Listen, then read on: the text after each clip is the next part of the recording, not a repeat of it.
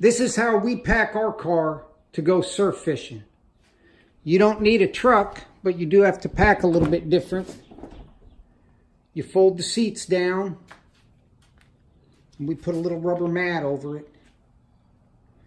If you got a 60-40 seat, you can split it. We used to run the same setup on a little two-door Honda Civic, even with the grandbaby's car seat, which we just split the seat 60-40 and left it on the 40 side, because anybody that's ever had kids or grandkids, the car seats, once you get them in, you just leave them in there. You don't be taking them in and out.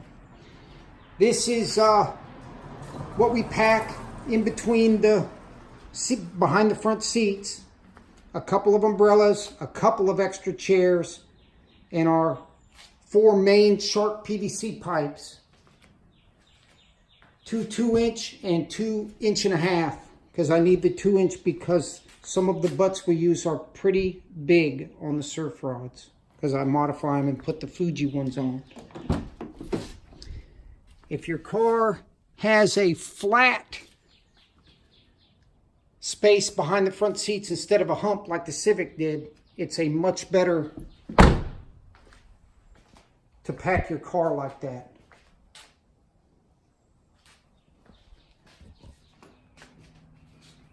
Okay, so we put all the pipes and the umbrellas. You can see there's still plenty of room inside the car for jackets or whatever extra stuff you got. We have a little container we use for the rinse water, because there ain't no showers where we go. We have, we carry to the beach a small cooler that has a shoulder strap. That thing gets pretty heavy after you got 8 bottles of water and ice and stuff in it. And she carries a little 5'11" Rush 24 backpack. Got the fish grips for the damn catfish. The D-hooker, which I need to start using more. I still, use the pliers. And that's got her little fighting belt, weights, the shark rigs. It's like a little mini tackle box, actually. Okay, since we have a car, you can't fit the surf cart in it. Besides the pipes and the umbrella that I showed you, what we carry to the beach, this is a Marine ILBE Hold on. pack.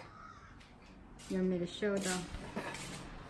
You don't need one of these. You can use a duffel bag. I used a duffel bag for about 8 years. But once I realized we're going farther down, and I'm getting older, I need something a little more sophisticated that is made to carry the weight. This thing is the best thing you ever buy in your life if you're going to pack like this. So we got 2 chairs. I got a bag with a couple of smaller pipes and a full aluminum baseball bat to pound the pipes in, or the sharks will take your stuff.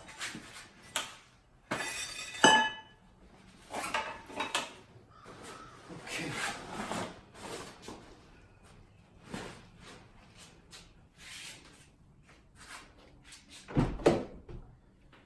And in the car, her backpack would go in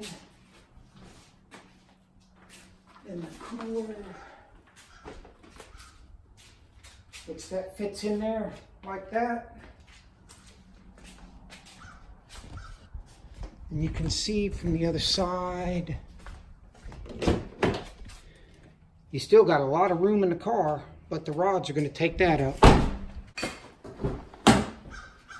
Then when you put the umbrella, some extra bottles of frozen water, this thing gets pretty heavy.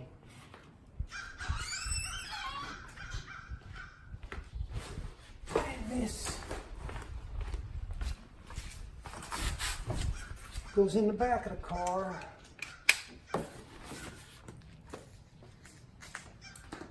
And then normally we take a bait rod and 2 shark rods, and I will sometimes have a rod.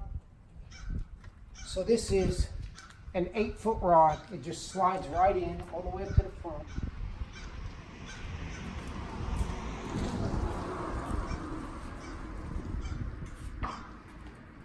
And then my big Tika is just an example.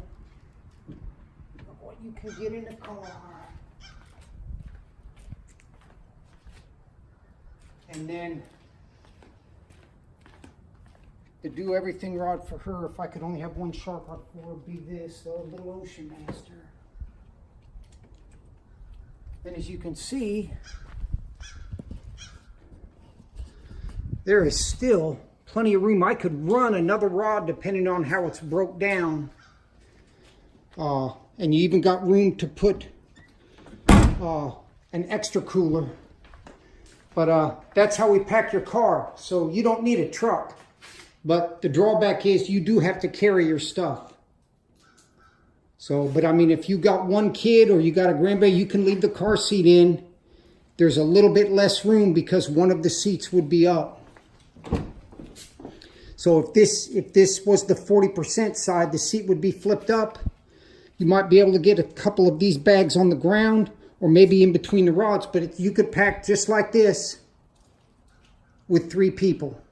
If you got a kid or something with a car seat, or a third person, really. So the bottom line is you don't need a big truck to go surf fishing. Thanks for watching.